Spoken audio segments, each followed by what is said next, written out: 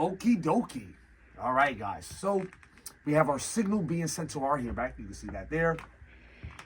And let's say you want to use some of the output gear, right? So in this case, what we're going to do is just send it to the LA2A so you can understand the process. If you guys are familiar with Pro Tools, right? Just your DAW. I want you to think of your DAW just for a moment. Or better yet, I'll even show you. Okay?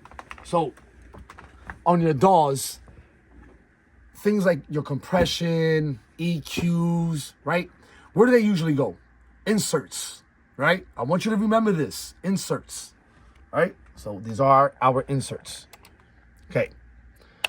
So basically, Pro Tools is just a digital representation of what I'm about to show you in the physical life, right?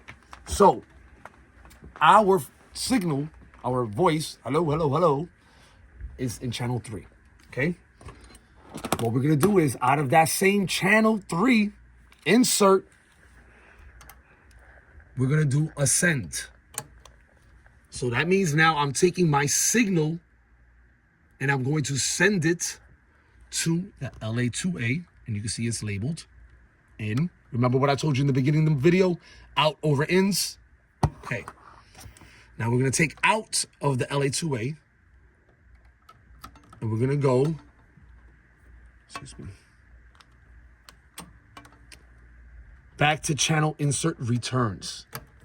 And now what I want you to do is go to channel 3. And we are going to hit insert in. Now let's look at our compressor. You see my vocals are now hitting the LA2A.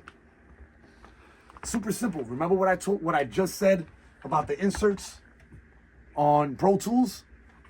It was the same exact thing, just in the physical world.